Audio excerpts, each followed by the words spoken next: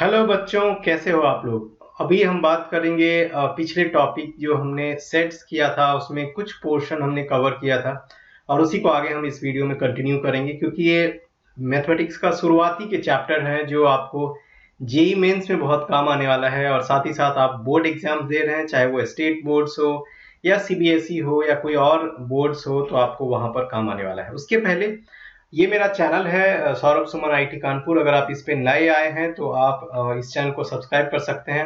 इसमें बहुत सारे वीडियोस अपलोड किए गए हैं जो आपके लिए बहुत बेनिफिशियल होगा, जैसे टॉपर का रूटीन क्या होता है, अभी जैसे काउंसलिंग हो रहा है तो उसका शेड्यूलिंग वगैरह का पता चलेगा आपको, फिर इंडिविजुअल कॉलेज के बारे में आपको पता चलेगा, एक टॉपर बनने का टिपिकल हैबिट्स क्या होता है, ये सारी चीजें आपको यहाँ पर इस चैनल पे मिल जाएगा। इसके अलावा जो रिवीजन की टेक्निक्स होते हैं ये सारी बातें यहाँ पर कवर की गई है। इसके बाद आपको कोर्स का कंटेंट तो ऑब्वियसली मिलेगा ही मिलेगा, जो जेई मेंस, एडवांस और बोर्ड्स का सिलेबस है। तो आप इस चैनल पे अगर नए हैं तो आप जरूर सब्सक्राइब करिए। इस चैनल को आप अपने दोस्तों को भी रिकमेंड कर सकते हैं। इसमें आपको कोई कहीं कुछ जाने की जरूरत नहीं है, ये पूरा सिलेबस आपको कवर करवा के देगा। तो हम लोग कोशिश कर रहे हैं कि जितने भी चैप्टर्स हैं, इंपॉर्टेंट चैप्टर्स हैं, उनको हम कवर करें, इसीलिए हमने सेट से स्टार्ट किया है और मैथमेटिक्स पोर्शन में हम सारी चीजें कवर करने वाले हैं। आगे बढ़ते हैं और देखते हैं कि आगे जो इस टॉपिक यानी कि सेट्स जो चल रहा था उसमें हम क्या पढ़ने वाले हैं। सो हम इसी टॉपिक का कंटिन्यूएशन करने वाले हैं और आज का जो चैप्टर है वो पहला टॉपिक है basically subset of a set. आपने सुना ही होगा कि सबसेट आपने सुना होगा, ये बहुत ही पॉपुलर है और ये हम एक सेट का सबसेट होता क्या है ये हम यहाँ पर जानने की कोशिश करेंगे। छोटे छोटे सब टॉपिक है जो इस चैप्टर के अंदर है तो आपको यहाँ पर पता चलेगा। जैसे मान लो अगर दो सेट है, अब आपको सेट तो पता ही होगा कि ग्रुप ऑफ या कलेक्शन ऑफ आइटम्स एलिमेंट्स है। तो अगर आप बोल रहे हैं कि ए बी का सबसेट है तो इसका मतलब क्या होगा कि इसके जितने भी एलिमेंट्स होंगे, ऑल एलिमेंट्स, आप इसको बेसिक मैं पहले समझा देता हूं तब आप लिख सकते हैं, ये भी होंगे वो किसके एलिमेंट्स होंगे, वो बी के एलिमेंट्स होंगे, तभी आप ए को बी का सबसेट बोलेंगे, राइट। तो इसका मतलब क्या होगा कि अगर ऐसा होता है तो आप इसको क्या बोलेंगे कि A is a subset of B. अब इसमें बहुत बेसिक डाउट जो आता है वो आता है कि क्या सर बी के सारे एलिमेंट्स ए में होना जरूरी है? नहीं, बिल्कुल नहीं। बी में जो ए के एलिमेंट्स है उससे ज्यादा एलिमेंट्स हो सकते हैं, कम तो ऑब्वियसली नहीं होगा, इसका मतलब ये कि वो अनडिफाइंड हो जाएगा। तो बी में और भी एलिमेंट्स हो सकते हैं, बट अगर ए बी का सबसेट है तो इसमें आपका ए के जो सारे एलिमेंट्स है वो बी में होना चाहिए। अब इसको रिप्रेजेंट कैसे करते हैं? मैथमेटिकली रिप्रेजेंट करने का तरीका क्या होता है कि एक सिंबल यूज किया जाता है, मैं यहाँ पर इंट्रोड्यूस करता हूँ। ये सिंबल जो होता है वो ऐसा करके एक सिंबल होता है, यहाँ पर आप इसको बोल सकते हैं कि A is a subset of B। आप इसी को ऐसे पढ़ेंगे और इसको ऐसे बोलेंगे कि A is a subset of B। ये जो इस तरह का जो मार्क आपको यूज करना है वो आपको ये दर्शाता है कि A is a subset of B। ये बहुत कॉमन है जो आपको दिखेगा बहुत सारे जगह पर, क्वेश्चन भी पूछा जाता है इस पर, तो इसीलिए आपके लिए बहुत इंपॉर्टेंट है और इसको अच्छे से करना भी है, समझना भी है।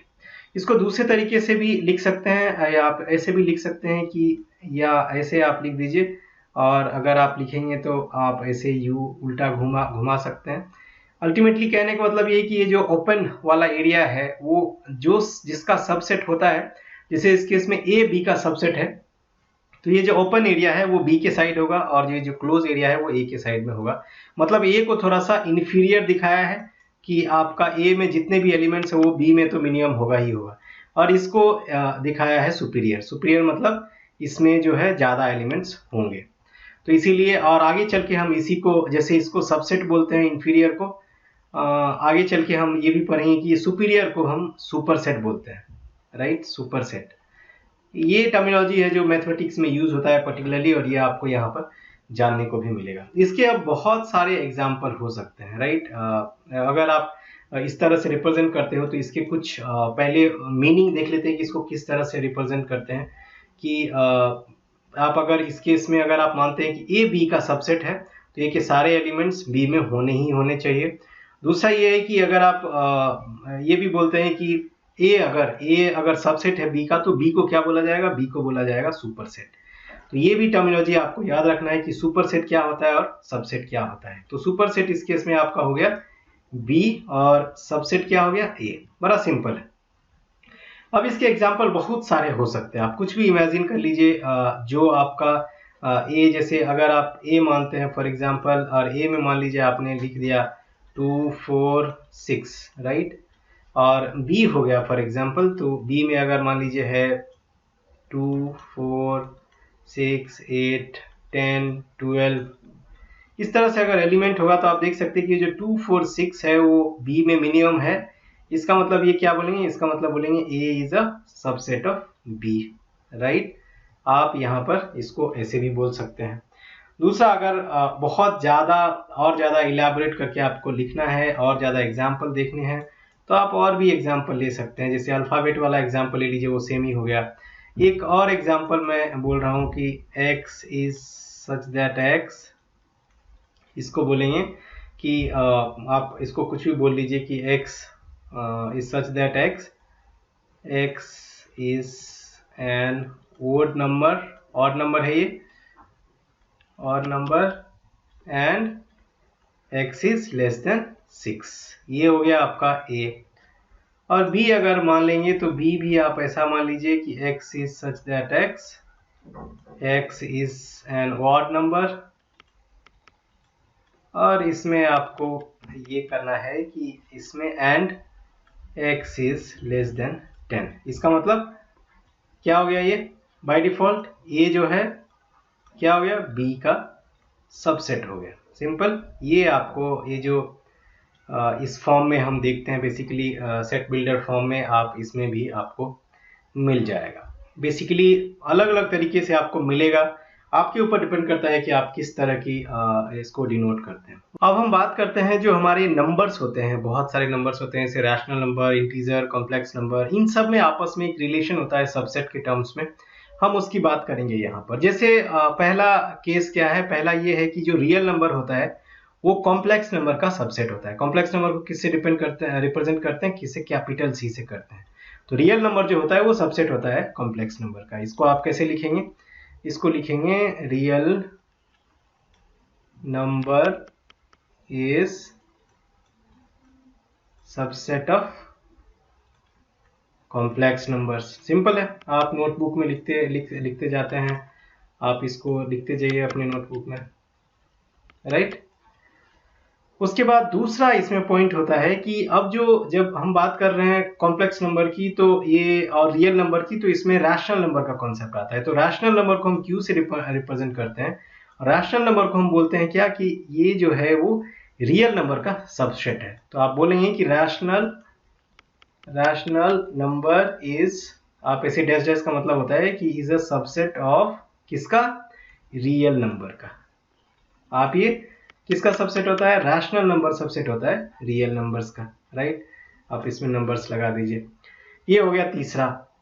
हम रैशनल नंबर तक पहुंच गए तो हम क्या बोलेंगे कि जो रैशनल नंबर होते हैं वो भी आगे चल के किसी न किसी का सुपरसेट बनेगा। तो हम बोलेंगे कि जो सेट ऑफ इंटीजर होता है, सेट ऑफ इंटीजर को हम रिप्रेजेंट करते हैं z से, और जो सेट ऑफ इंटीजर होता है वो आपका सबसेट होता है किसका, वो होता है रैशनल नंबर का। तो इसको क्या बोलेंगे कि जो सेट ऑफ इंटीजर्स है, सेट ऑफ इंटीजर्स, आप ऐसे इसको लिखेंगे कि set of integers is a subset of, किसका होता है सबसेट, ये होता है आपका रैशनल नंबर का। क्या लिखा हुआ है, रैशनल नंबर। ये एक लॉजिकल ऑर्डर में चलता है रैशनल नंबर्स, राइट।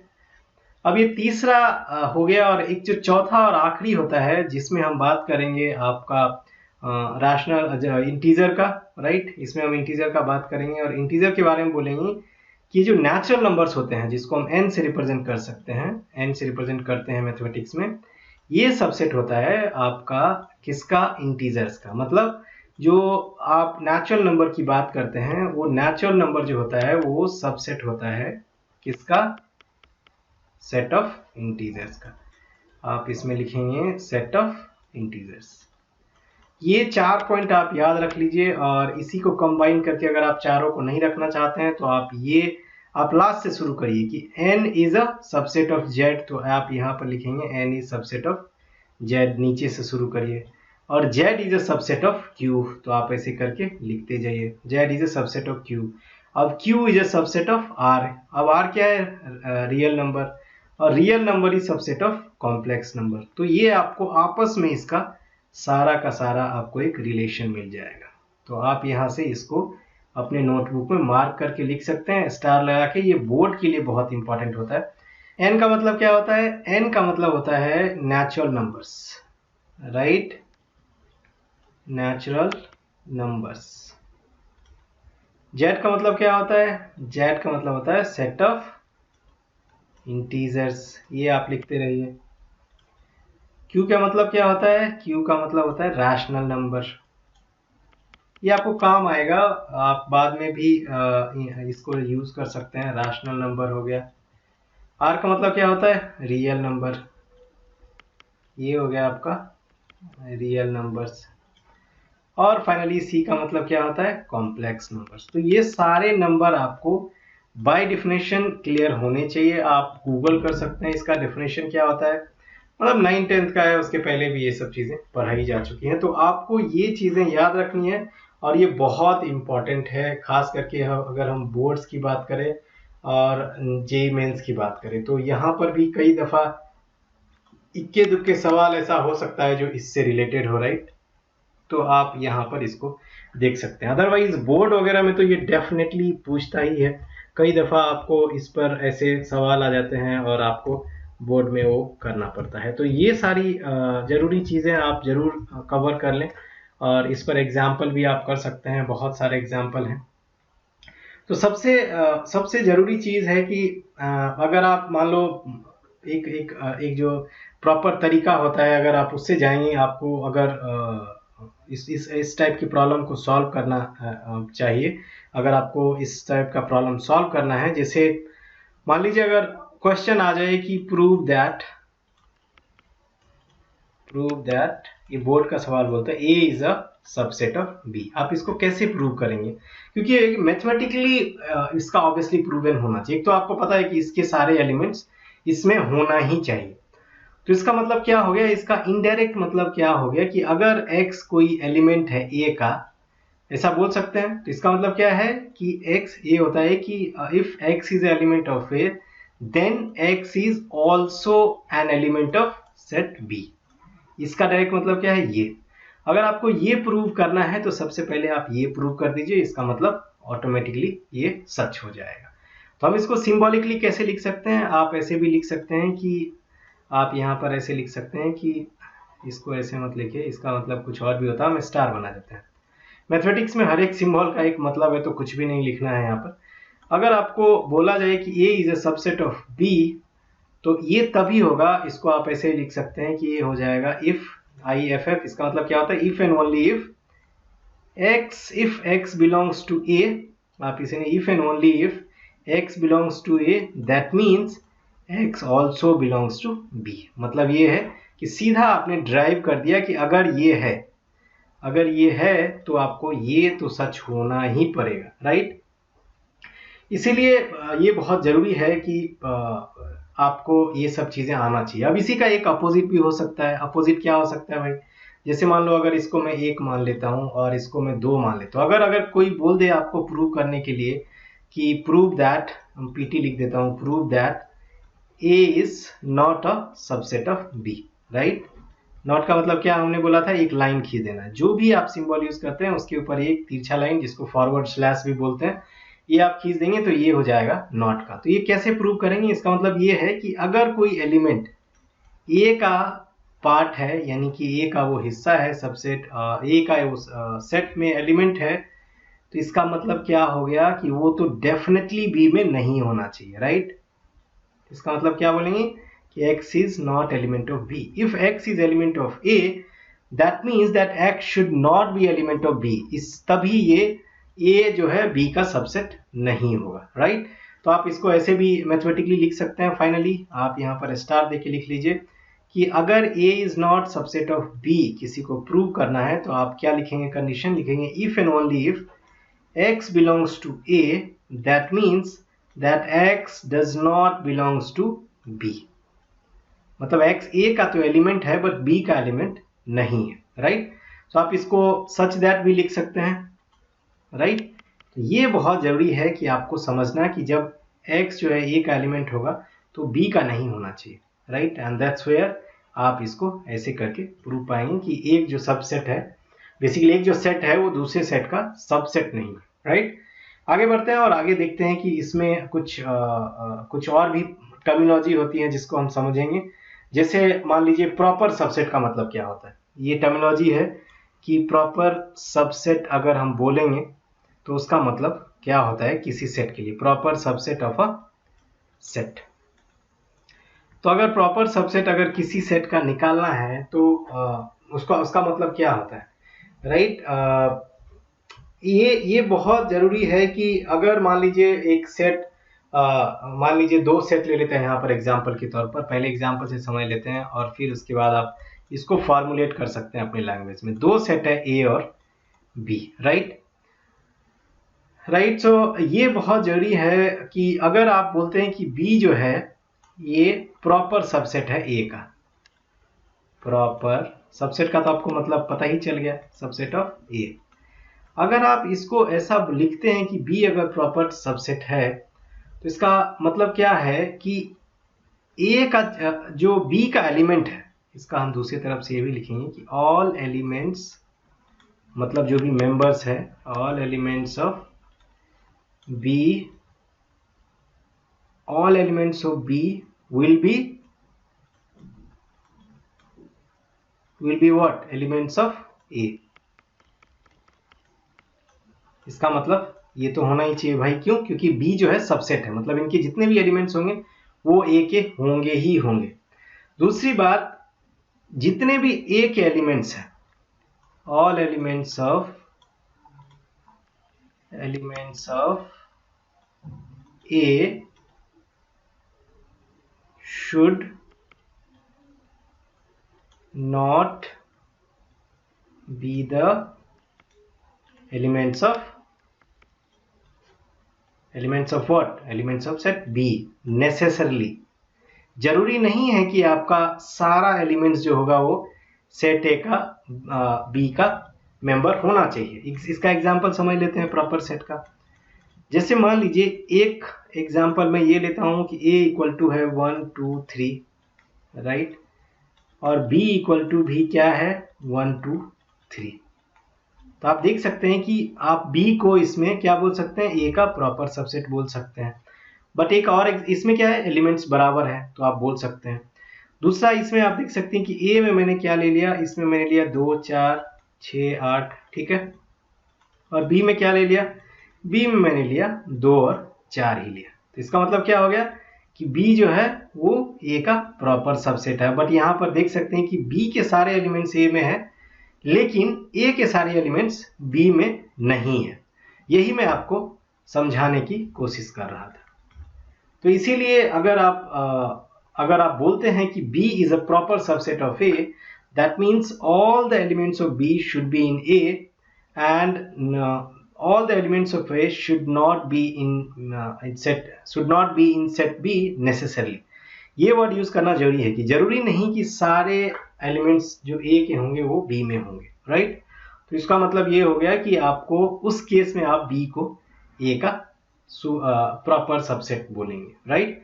सो ये चीजें बहुत जरूरी है, राइट, और इसको आप बहुत आसानी से समझ सकते हैं। जैसे आप एक दूसरा एग्जांपल आप ऐसे भी ले सकते हैं कि जैसे मान लीजिए सेट ऑफ जो नेचुरल नंबर्स होता है, ये क्या है, सेट ऑफ नेचुरल नंबर्स। अभी हमने बताया कि ये सेट ऑफ नेचुरल नंबर्स को रिप्रेजेंट करता है। ये सिंपल बेसिक मैथमेटिक्स टर्मिनोलॉजी है जो आप देख सकते हैं। और अगर आप सारे इंटीजर्स ले लें, ऑल इंटीजर्स, ये किसको रिप्रेजेंट करता है, सेट ऑफ इंटीजर्स को। तो इसको आप क्या बोलेंगे कि जो ये सेट ऑफ नेचुरल नंबर जो होता है, नेचुरल नंबर्स क्या होता है 1 2 3 4 5, 1 2 3, और ये क्या होता है सारे इंटीजर्स भी ये होते हैं। इसमें क्या होता है, प्लस और माइनस दोनों होते हैं, इसमें माइनस नहीं होता है। तो आप बोल सकते हैं कि n is a proper subset of किसका, ऑल इंटीजर्स का, z का। वो कैसे, वो आपको पता चल गया कि अगर आप n का सेट देखेंगे, अगर n का देखेंगे तो ये 1 2 3 एंड सो ऑन जाता है, राइट। बट अगर जेड का सेट देखेंगे तो इसमें आपका ये माइनस जाएगा, -3, -2, -1, 0, 1, 2, 3 एंड सो ऑन। आप देख सकते हैं कि ये सारे नेचुरल नंबर्स जो है वो इसके पार्ट है, मतलब इंटीजर्स में, और इसीलिए हम n को जो है उसको प्रॉपर सबसेट बोलते हैं z का। ये बहुत सिंपल सा क्वेश्चन है, राइट। और ये चीज़ें आप यहाँ पर ध्यान रखते हैं। और बहुत सारे लोगों को ये आ रहा होगा दिमाग में कि सर फिर सबसेट और प्रॉपर सबसेट में क्या मतलब है, तो इसका रिप्रेजेंटेशन अलग अलग होता है। इस केस में जैसे मैंने आपको बताया कि यहाँ पर b जो है प्रॉपर सबसेट है, तो इसको जो रिप्रेजेंट करेंगे आप उसको ऐसे करेंगे, b is a proper subset of a। इसमें डंडा नहीं लगाएंगे, राइट, डंडा नहीं लगाएंगे तो ये आपका हो जाएगा प्रॉपर सबसेट। और ये बहुत अच्छी चीज़ है याद रखने के लिए, तो आप इसी को याद रखेंगे, राइट। सो ये बहुत ज़रूरी है कि आप इसको इस तरह से फॉलो करेंगे और इस तरह से आप याद रखेंगे। अब इसमें जो बेसिक डिफरेंस होता है, अगर कोई आपको बोले कि हमें प्रूव करके दिखाइए कि B is a proper subset of A, right, तो इसका मतलब आप कैसे करेंगे, आप ये प्रूव कर देंगे कि जो B के एलिमेंट्स है, राइट, B के ऑल एलिमेंट्स जो है वो क्या है, वो A में है। ऑल एलिमेंट्स किस में है, A में है। बट दूसरी तरफ आप ये भी करेंगे कि at least one element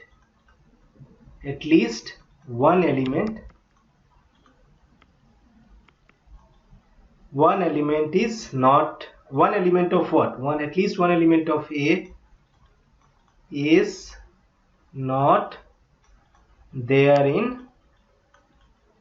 B, right. कम से कम एक एलिमेंट ऐसा होगा जो B में नहीं होगा, तब क्या ये कहलाएगा, तब कहलाएगा B A का प्रॉपर सबसेट है। समझ में आ गया, बहुत ही आसान था ये।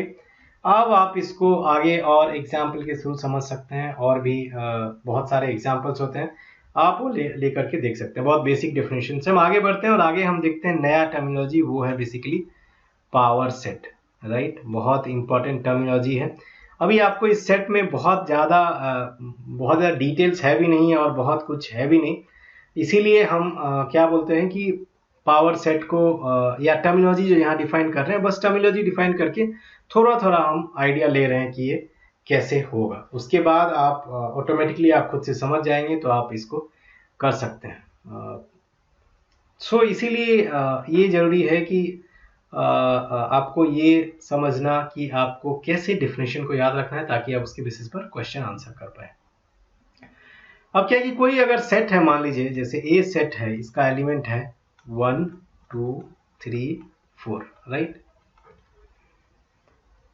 सो ये जो एलिमेंट्स है इसका हम सेट बना सकते हैं क्या, बिल्कुल बना सकते हैं। कैसे बना सकते हैं, आप शुरू से करो। जैसे आप ये भी बोल सकते हो कि जैसे इसको हम एलिमेंट्स, इसका अगर सबसेट्स बनाएं, या इसके जो कुछ सेट अगर इसी से बनाए तो कैसे बनाएंगे, ऐसे बना सकते हैं आप।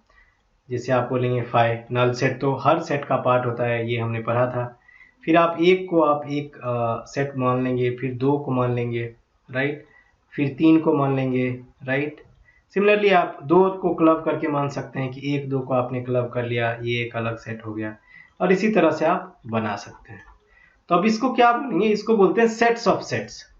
इस तरह का जब आप लिखते हैं तो इसको बोलते हैं सेट ऑफ सेट्स बोलते हैं, सेट्स बोलते हैं, मतलब सेट ऑफ सेट्स। ये बहुत जरूरी, ये टर्मिनोलॉजी है जो आपको याद रखना है, जो आपको काम भी आएगा। आप इसको बोल सकते हैं कि ये एक ऐसा सेट है जिसके एलिमेंट्स क्या है, जिसके एलिमेंट्स ये है। जैसे इस सेट के एलिमेंट क्या है, 1, 2, 3, 4, ये ए के एलिमेंट है। बट अगर ये जो नया सेट जिसको हम सेट ऑफ सेट्स बोलते हैं, जिसमें मल्टीपल सेट्स है एक सेट के अंदर, तो इसको क्या बोलेंगे, इसको जो है इसको क्या बोलेंगे कि इसके जो एलिमेंट्स है वो क्या क्या है, उसके एलिमेंट्स है 5, इसके एलिमेंट है 1, 2, उसके एलिमेंट है ये बेसिकली अपने आप में एक सेट है। ये ध्यान रखने वाली बात है, इसीलिए इसको बोलते हैं सेट ऑफ सेट्स। क्यों, ये सारे सेट्स है, इसका कॉम्बिनेशन का एक सेट है जिसको इस नाम से बुलाते हैं, इस नाम से रिप्रेजेंट करते हैं, S capital S, sauce, set of sets. अब ये बहुत जरूरी है कि जितने भी सबसेट होंगे इसके, उनको क्या बोलेंगे, उनको बोलेंगे पावर सेट ऑफ ए। जितने भी इसके सबसेट पॉसिबल होंगे उनको बोलेंगे पावर सेट। अब आपको पता चल ही गया होगा, एग्जाम्पल के तौर पर हम देख लेते हैं। तो जितने भी सबसेट इस तरह के बनेंगे, अभी हमने सारे कॉम्बिनेशन यहाँ नहीं लिखा है, तो ये जो कॉम्बिनेशन होगा सारा, इसको क्या बोलेंगे? इसको बोलेंगे पावर सेट ऑफ ए। तो ये भी जितने भी होंगे इसको बोलेंगे, इसको डिनोट करने का तरीका क्या होता है, इसको पी ए से रिप्रेजेंट करते हैं। तो अगर मान लीजिए एग्जाम्पल के तौर पर आपको दिया जाए कि ये हो गया आपका ए और बी, आप इसका पावर सेट हमें बनाइए, तो कैसे बनाएं? पावर सेट ऑफ ए यहाँ पर आप लिखेंगे, सबसे पहले तो आप नल या वाइड सेट लिखेंगे, उसके बाद इंडिविजुअल लिखेंगे, ये एक सेट हो गया। आप इंडिविजुअल बी को भी एक सेट बना सकते हैं, और क्या बना सकते हैं, ए और बी दोनों को लेके बना सकते हैं। तो इसको क्या बोलेंगे? Power of subset. तो ये बहुत जरूरी है कि आप देख सकते हैं कि जो पावर ऑफ सबसेट में हमेशा नल सेट आता है, तो इसका मतलब क्या होता है कि ये एम्प्टी सेट नहीं है, राइट। सो इसीलिए जरूरी है कि जितने भी एलिमेंट्स होते हैं पावर सेट के, ये हमेशा नॉन एम्प्टी होता है, हमेशा नॉन एम्प्टी होगा, मतलब ये खाली नहीं होगा, आपको कोई ना कोई एलिमेंट्स इस सेट के होते ही हैं। तो ये एक नोट लिख सकते हैं कि power set always have non empty set, right. So ये चीज़ें आपको ध्यान में रखना है। यही एग्जाम्पल आप और भी तरीके से ले सकते हैं, और आप नंबर्स के साथ ले सकते हैं, आप सेट ऑफ सिटीज़ के साथ ले सकते हैं। अभी हम सिर्फ नंबर्स और अल्फ़ाबेट यूज़ कर रहे हैं क्योंकि वो ऐसा चीज़ है जो बहुत आसान है समझने में और याद रखने में, सो आपको ये ज़रूरी होगा। आगे बढ़ते हैं और सबसे पहले कुछ नोट्स लिख लेते हैं जो आपको काम आएगा। ये आप नोट्स यहाँ पर बना लीजिए, ये आपको रिवीजन करते समय टाइम आएगा। पहला नोट्स क्या लिखना है कि जो भी सेट होता है वो अपना सबसेट होता है। जैसे हम एक ही बात करिए तो वो अपना सबसेट होता है। तो आप ये लिखेंगे कि each set is subset of itself, right. अगर आप ए सेट है तो वो अपना सबसेट है। बड़ा बेसिक सा बात है। अगर ए में कुछ एलिमेंट्स है 1 2 है फॉर एग्जांपल, तो ए तो अपना सबसेट है ही ना, क्योंकि ए में उसका खुद का दोनों एलिमेंट है। तो बहुत बेसिक सा है। अब दूसरा एक और चीज यहाँ पर निकल के आया था, जो फाई था, जो नल सेट था या एम्प्टी सेट था, right. Empty set is a subset of every set. जितने भी सेट इस दुनिया में एग्जिस्ट कर रहे हैं उसमें एम्प्टी सेट क्या है, वो उसका सबसेट है। ये भी आपको याद रखना है। अब तीसरा और इम्पॉर्टेंट, इस पे आप मार्क कर लीजिए, ये बहुत जरूरी है कि अगर मान लीजिए सेट ए मान लेता हूं, इसमें अगर n मेंबर्स हैं, n मेंबर्स या एलिमेंट्स बोलते हैं, अगर इसमें n एलिमेंट्स है तो इसके जो टोटल नंबर ऑफ सबसेट होंगे, ये कई बार मेंस में डायरेक्टली आया है लैंग्वेज के फॉर्म में। टोटल नंबर ऑफ सबसेट्स कितने होंगे किसी को मालूम है? बिल्कुल कुछ ना कुछ लोगों को मालूम होगा। ये हो जाएगा 2 to the power n। आप ये निकाल के देख लेना, यही आएगा, राइट। तो इसे कितने सबसेट होंगे? 1। अगर एक एलिमेंट है तो 2 to the power 1 2 होगा। जैसे इसका एग्जाम्पल देख लेते हैं यहाँ पर, तब आपको पता चलेगा। एग्जाम्पल नहीं है, जैसे ए में मान लो पहले हम एक ही एलिमेंट लेते हैं, तो फार्मूला से क्या हो गया, 2 to the power 1 is equal to 2, ठीक है। और अगर इसी को हम लिखेंगे कि भाई ये कौन कौन सा है, तो कौन कौन सा होगा, एक तो 5 हो जाएगा और दूसरा कौन सा होगा 1, राइट। तो ये कितने हो गए, 1 और 2। तो इसके जो नंबर ऑफ सबसेट्स होंगे वो कितने हो जाएंगे, 2। अब दूसरा एग्जाम्पल ले लेते हैं, ये पहला हो गया, दूसरा हो गया, इसे मान लो अब 2 एलिमेंट आ गए, 1 और 2। तो फॉर्मूला से कितना हो जाएगा, 2 to the power 2। आप देख सकते हैं नंबर ऑफ एलिमेंट्स 2 है, तो आप 2 to the power 2 लिखेंगे तो कितने हो गए, 4। अगर आप इसको मैनुअली लिखना शुरू करेंगे तो क्या लिखेंगे, इसको लिखेंगे 5 1 2 और 1 2। कितने हो गए, 4 सबसेट हो गए, 1 2 3 4। इसी तरह से आप 3 4 5 6 7 जितने भी एलिमेंट्स होंगे, तो आपको अगर फार्मूला से निकालना होगा तो सीधा आप इस फार्मूला पे निकालेंगे, और इस फार्मूला को आप हाईलाइट करिए हाईलाइटर से अपने नोटबुक में। ये सबसे इंपॉर्टेंट था अभी तक का सेशन का, तो ये आप ध्यान रखेंगे। आगे बढ़ते हैं, अगला सबसेट देखते हैं। अगला सबसेट आपका जो टर्मिनोलॉजी है वो है बेसिकली यूनिवर्सल सेट। तो ये बेसिकली डेफिनेशन है, तो एक एक डेफिनेशन आपको बाद में यूज आएगा, सो इसीलिए आपको जरूरी है कि ये जानना बहुत जरूरी है, राइट। सो कोई भी यूनिवर्सल मतलब नाम ही होता है जो हर जगह है। यूनिवर्सल मतलब क्या, जो हर जगह हो। तो अगर कोई भी सेट थ्योरी में आप कोई सेट लेते हैं तो वो हमेशा जो होता है वो यूनिवर्सल सेट का सबसेट होता है। इसको रिप्रेजेंट करते हैं, रिप्रेजेंट करने का तरीका है, इसको क्या करते हैं, कैपिटल यू से, इसको करते हैं कैपिटल यू से। तो आप हमेशा बोल सकते हैं कि all the given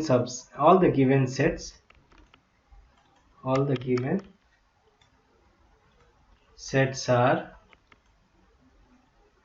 subset of U, यानी कि यूनिवर्सल सेट।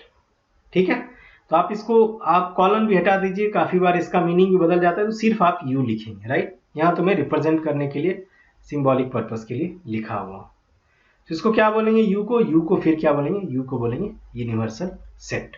सिंपल एग्जाम्पल आप ले लो, जैसे मान लो एक एग्जाम्पल ले लिया 1 2 3, बी एग्जाम्पल ले लिया 2 4 6,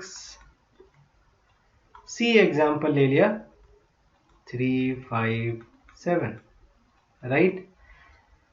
और अगर आपको U दिया हुआ है, U क्या दिया हुआ है, 1 2 3 4 5 6 7, राइट, ये दिया हुआ है। तो आप इसको क्या बोलोगे, इसका मतलब ये हो गया कि जो A B C है ये क्या है, सबसेट है किसका भाई, U का।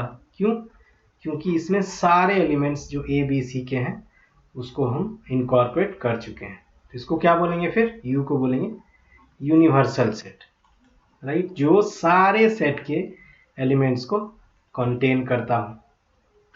तो ये बहुत जरूरी है जानना, और ये आप अगर एक बार सीख गए तो आपको ये पता चल जाएगा। अब इसमें भी क्या होता है, एक नई टर्मिनोलॉजी होती है जो आपको बहुत जानना जरूरी है, और वो बेसिकली है इंटरवल्स, राइट। सो इंटरवल ऐसी चीज है जो आपको एग्जाम में भी काम आता है और हर जगह काम आता है। सो जो हम रियल नंबर्स टिपिकली देखते हैं, राइट, सो रियल नंबर्स का जो एक बाउंड्री होता है, राइट, उस बाउंड्री को हम लोग क्या बोलते हैं, इंटरवल्स। सो हम नए टर्मिनोलॉजी की बात कर रहे हैं, यहां पर बात कर रहे हैं intervals as subset of real number. ये बहुत जरूरी है। इंटरवल्स क्या होता है, इंटरवल्स होता है लिमिट, बाउंड्री, लिमिट या बाउंड्री बोल सकते हैं इसको, और ये as a subset of R होता है। ऑब्वियस सी बात है कि रियल नंबर में इतने सारे नंबर हैं, उसको अगर आप इंटरवल में रेस्ट्रिक्ट करते हैं तो उसको हम क्या बोलेंगे, उसको बोलेंगे हम intervals as a subset of real number. तो इसका बहुत सारे एग्जाम्पल है। अगर आप दो रियल नंबर लेते हैं, आप यहां पर एग्जाम्पल लीजिए, टू रियल नंबर आपने ऐसा लिया जिसमें मान लीजिए टू रियल नंबर क्या है, आपने एक को ले लिया A, दूसरे को ले लिया B। अगर ये आपने दो रियल नंबर ले लिया जहां पर ये कंडीशन क्या है कि A जो एक को छोटा मान लिया, हमने A को छोटा माने, ये लेस देन का साइन होता है। अगर जो लोग नए हैं, जिन्होंने पहली बार देखा है, ये लेस देन होता है। हर एक सिंबल का मैथमेटिक्स में मीनिंग होता है, तो कोई भी सिंबल आप नहीं लिख सकते हैं। तो A लेस देन B है, तो उनके अलग अलग इंटरवल्स बनते हैं। बेसिकली 4 कॉम्बिनेशन बनता है जो मैं आपको यहाँ पर दिखाने वाला हूँ। सबसे पहला हम बात करते हैं, सबसे पहला ये क्या है, दो नंबर ले लिया जिसमें क्या है, A लेस देन B है, A छोटा है B बड़ा है। इसमें जो पहला होता है उसको बोलते हैं हम क्लोज्ड इंटरवल।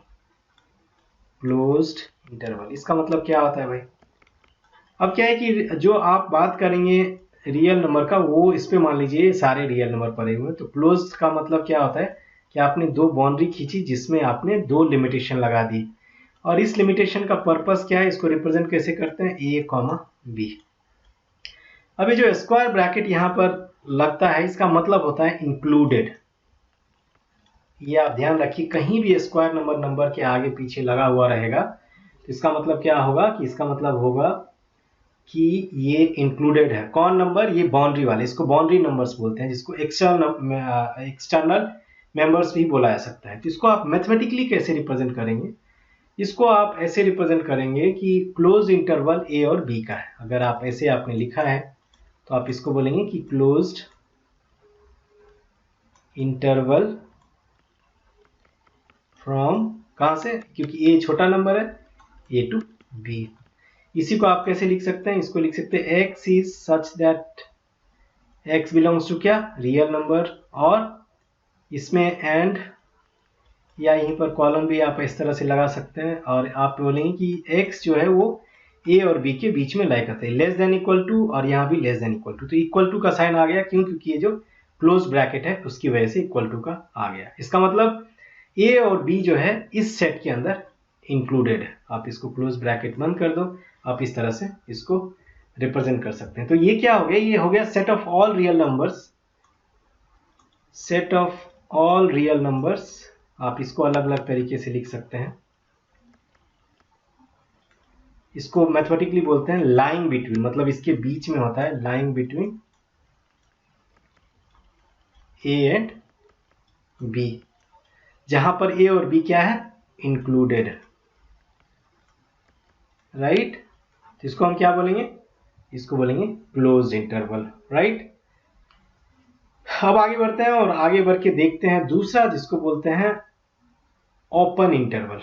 बहुत ही सिंपल है। दूसरा हम बोलेंगे ओपन इंटरवल। ये जो आपको सिंबल है ये भी आपको याद रखना है। ओपन इंटरवल को रिप्रेजेंट करने का तरीका क्या होता है, ये होता है, वहां पर स्क्वायर ब्रैकेट, यहाँ स्मॉल ब्रैकेट यूज करेंगे। जैसे ये हो गया ए छोटा है, बी बड़ा है, इसको रिप्रेजेंट करने का तरीका क्या होता है, इसको तरीका होता है ए यहाँ रखेंगे और बी। ओपन मतलब क्या होता है, इसका मतलब हो गया, आप यहाँ पर मतलब लिख सकते हैं, इसका मतलब होता है एक्सक्लूडेड, मतलब ए और बी उसका मेंबर नहीं होगा। तो आप इसको कैसे रिप्रेजेंट कर सकते हैं, आप इसको बोल सकते हैं कि open interval from a to b, या फिर इसको ऐसे भी लिख सकते हैं कि x is such that x belongs to r, and इसको क्या लिखेंगे, x जो है a और b के बीच में है, और यहाँ पर इक्वल टू का साइन नहीं लगा हुआ। तो इसका मतलब ये है कि आपका बाउंड्री इंक्लूडेड नहीं है, जबकि इसके बीच का नंबर सारा इंक्लूडेड है। तीसरे टाइप की बात करते हैं, जिसमें तीसरे टाइप जो इसमें है, आपको दो नंबर यहाँ पर डिफरेंट टाइप से मिल गए। जो तीसरे टाइप के इंटरवल्स होते हैं उसकी हम बात करते हैं, जिसको हम बोलते हैं क्लोज्ड ओपन। नाम से ही पता चल गया होगा आपको, क्लोज्ड ओपन, ठीक है। क्लोज्ड ओपन का मतलब क्या हो गया कि ए जो है ये क्लोज्ड है और बी ओपन है, राइट। या इसको आप उस तरह से भी बोल सकते हैं कि ओपन क्लोज्ड, जैसे क्लोज्ड हो गया तो इसको हमने क्लोज कर दिया, ओपन हो गया सेकेंड वाला तो ये हो गया ओपन। तो इसका मतलब ये एक्सक्लूड हो जाएगा, इसको लिस्ट में इंक्लूड नहीं होगा, ये क्या होगा, इंक्लूड हो जाएगा। सिमिलरली अगर आप ओपन क्लोज लिखेंगे तो इसको कैसे लिखेंगे, ए हो गया ओपन और बी हो गया क्लोज्ड, मतलब ये एक्सक्लूडेड हो गया इसमें,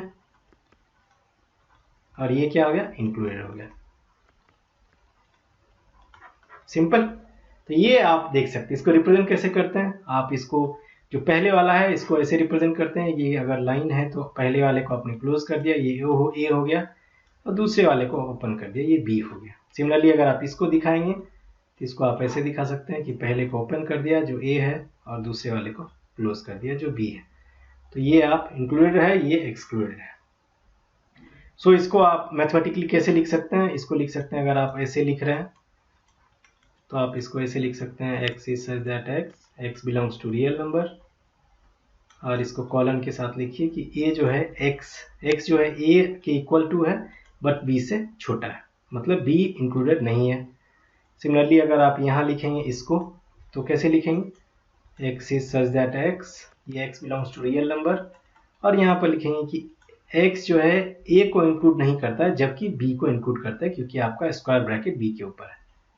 तो ये हो गया इसका रिप्रेजेंटेशन। इसका लास्ट और चौथा पार्ट है, इसको बोलते हैं हम real number set R as an open interval, जिसको चौथा बोलते हैं ओपन ओपन। इसको क्या बोलते हैं, ओपन ओपन, ओपन ओपन बोलते हैं। इसका मतलब इसका कोई ये नहीं है, इस तरह से हम हालांकि लिखते नहीं है। इसको बोलते हैं कि जो ये है R is an open interval. Open interval मतलब क्या होता है? आपको हमने बताया था कि रियल नंबर जो होता है, अगर आप इस लाइन की बात करें तो रियल नंबर यहाँ से शुरू होता है, किसी को पता नहीं कहाँ शुरू होता है, कहाँ तक जाता है वो भी किसी को नहीं पता है, तो उसको एक नाम दिया गया है, उसको बोलते हैं माइनस इन्फिनिटी से प्लस इन्फिनिटी। इसको क्या बोलते हैं? इन्फिनिटी मतलब अनंत, मतलब जिसका कोई अंत ना हो, इन्फिनिटिव, राइट। ये चीजें आप ध्यान रखिए, इसको बोलते हैं नेगेटिव। तो नेगेटिव में वहां तक जहां तक किसी को पता ही नहीं है, तो इसको बोलते हैं इन्फिनिटिव। इन्फिनिटी, इन्फिनिटी बोला जाता है, इन्फिनिटी नॉट इन्फिनिटिव, राइट। तो ये आप याद रखिए। तो इसको आप कैसे रिप्रेजेंट करेंगे? इसको आप ऐसे रिप्रेजेंट करेंगे कि आर जो है क्या है, ये माइनस इन्फिनिटी से इन्फिनिटी, और ये हमेशा एक्सक्लूड होता है क्योंकि आप माइनस इन्फिनिटी और प्लस इन्फिनिटी को जानते ही नहीं हो वो है क्या, कितना तक है। तो इसीलिए आप बोलेंगे x is such that x, जहां पर ये रियल नंबर को तो बिलोंग करता है, जहां पर एक्स क्या है माइनस इन्फिनिटी से, लेकिन दोनों में किसी को इंक्लूड नहीं करना है, प्लस इन्फिनिटी तक जाएगा, राइट। ये चीजें बहुत ज़्यादा जरूरी है, बहुत जरूरी है कि जो इन्फिनिटिव होता है ये हमेशा एक्सक्लूडेड होता है, क्योंकि आप इस नंबर को आइडेंटिफाई नहीं कर सकते हैं, जानते ही नहीं है, राइट। सो इसीलिए आपको जरूरी है कि ये चीजें आप ध्यान में रखें और तब जाके आप कैलकुलेशन करें। इसमें कुछ रूल है जो आपको याद रखने हैं। जो प्लस इन्फिनिटी की मैं बात कर रहा हूँ और माइनस इन्फिनिटी की जो बात कर रहा हूँ, ये जो ऑर्डिनरी रूल्स होते हैं, ऑर्डिनरी रूल्स ऑफ अरिथमेटिक, उसको फॉलो नहीं करता है। ऑर्डिनरी रूल्स ऑफ अरिथमेटिक यानी कि जोड़ घटाव गुणा भाग पावर, इसकी को हम बोलते हैं, इसको ये फॉलो नहीं करता है। मतलब ये है कि अगर आप infinity minus infinity is equal to 0 लिख रहे हैं तो आप मूर्ख हैं, आपको नहीं लिखना चाहिए, ये 0 नहीं होता है। या फिर अगर आप 0 इंटू इन्फिनिटी को आप 0 मान के चल रहे हैं तो ये भी सही नहीं होता है, क्योंकि ये इस रूल को फॉलो नहीं करता है। वही अगर आप 0/0 को आप 1 लिख रहे हैं तो ये भी नहीं होता है, सही नहीं है। इन्फिनिटी अपॉन इन्फिनिटी को आप 1 लिख रहे हैं तो ये भी गलत है। दूसरा, अगर इन्फिनिटी को प्लस इन्फिनिटी अगर कोई बोलता है कि 2 इन्फिनिटी है तो वो भी गधा है। मजाक कर रहा हूँ, ऑब्वियस सी बात है, ये रूल फॉलो नहीं करता है। तो ये चीज़ें, ये आपको ऑप्शन मिलेंगे आगे जाके, आपको दिखने को मिलेगा कि 1 पर पावर इन्फिनिटी है तो इसका मतलब 1 नहीं होता है। ये 0 पर पावर 0 है तो आपको ये इसका मतलब 1 नहीं लेना है। इसके ऐसे ऐसे जितने भी कॉम्बिनेशन है आप इसमें शामिल कर सकते हैं। तो ये सारी चीज़ें आपका इसमें आता है और आप ये बिल्कुल समझ सकते हैं। आज का क्लास हम यहीं ख़त्म करते हैं। आगे और भी चीज़ों के बारे में हम बातें करेंगे जो काफ़ी अच्छा होगा, इंटरेस्टिंग होगा, और वहाँ से हम आगे बढ़ेंगे। तो अगला क्लास में हम शुरू करेंगे कहाँ से? वेन डायग्राम से। तो आप ज़रूर यहाँ तक आप कवर कर लें, क्योंकि अगला क्लास जो आपका बहुत इंटरेस्टिंग होने वाला है, ये स्टार्ट टॉपिक है इस पूरे चैप्टर का। तो इसके बारे में हम डिस्कस करेंगे कब? नेक्स्ट क्लास में, राइट।